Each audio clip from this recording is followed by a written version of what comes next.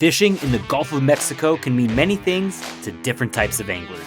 From casting inshore to heading into deep offshore waters and everything in between, one thing's for certain: the Gulf of Mexico lives up to its reputation.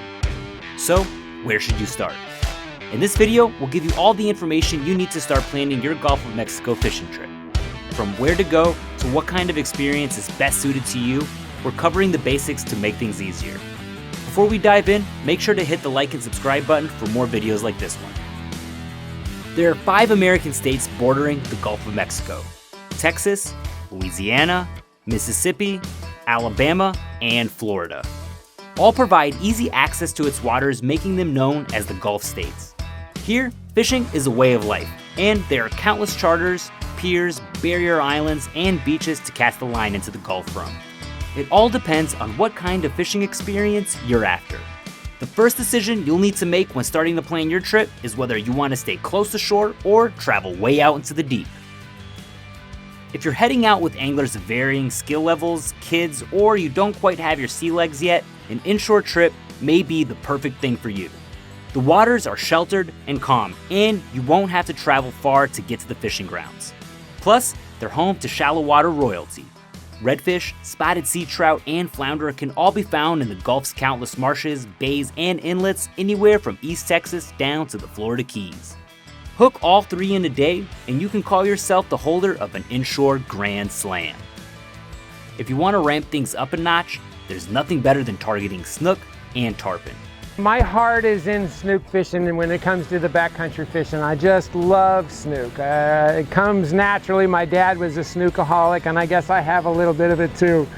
I love the pursuit of going up against mangroves and stuff and having to work to get them out and everything, and then the reward of such a beautiful fish that we only have here in South Florida. They're not anywhere else in the continental United States, so to here they're our treasure. Both put up an incredible fight and exhibit extreme stealth, meaning you'll need both muscle power and your wits about you to hook them. They typically prefer shallow and clear waters, so places like the Florida Keys and Everglades are popular destinations. You'll also find them along the Panhandle and even in the shallow waters along Mississippi's Long Beach. And that's just scratching the surface of what's on the table. Jack crevalle, bonefish, permit, sheepshead, sharks, and many more all inhabit the Gulf's inshore waters. Now, let's set our sights on deeper waters. There's a natural bottom and a natural drop-off of starting about 20 miles once you get offshore, and a lot of the fish hang out on that natural bottom, and it's the closest point or closest access you can get to that place here out of Destin, Florida.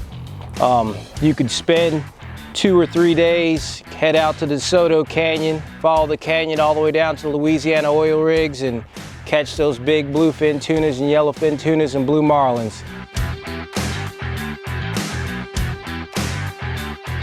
Big game fish is what the Gulf Coast is best known for.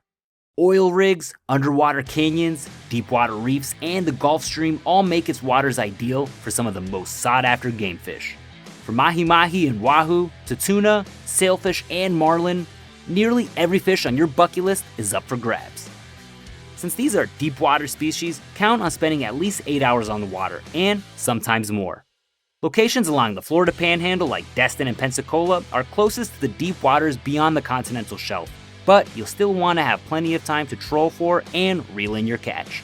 On the other hand, if you're heading out of Galveston, Biloxi, or Orange Beach, account for longer travel times to the fishing grounds. On these trips, a well-equipped charter boat and a knowledgeable captain make all the difference. Every pelagic fish has a different runtime, so you'll also want to keep seasonality in mind if you're after a specific target.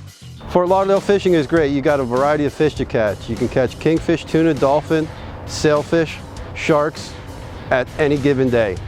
Here the Gulf Stream's waters comes very close, so we're in the Gulf Stream waters basically every day, catching tunas, dolphins, wahoos, sailfish, and doing the best we can to catch you fish.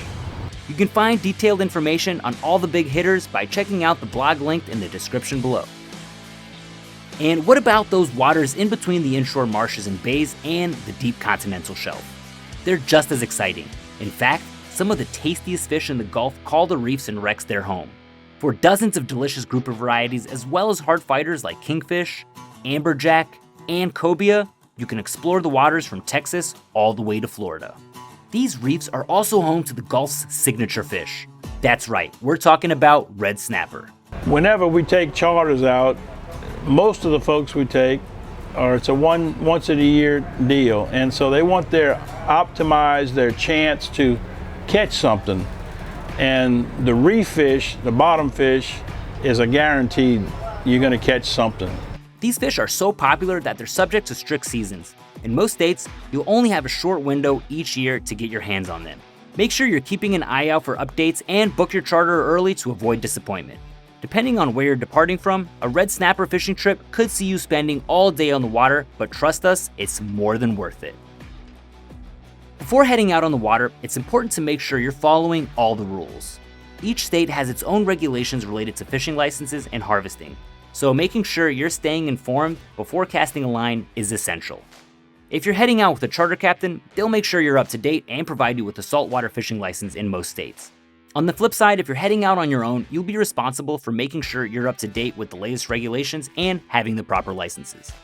Deep sea anglers heading further than 9 miles offshore will also need to make sure their captain has a federal permit. This applies to the whole Gulf of Mexico, aside from areas in southern Florida where federal waters start 3 miles from shore. And that's it, you're ready to go. If fishing in the Gulf of Mexico is at the top of your bucket list, we hope this video has inspired you to start planning your dream trip. And speaking of planning your trip, that's why we're here. FishingBooker has the largest selection of fishing charters in the Gulf of Mexico. With hundreds of options to choose from, verified reviews, and our best price guarantee, you'll save time and money when you book your trip online. So go ahead and visit fishingbooker.com. Take a look at some of the charters in the area and start planning your adventure today.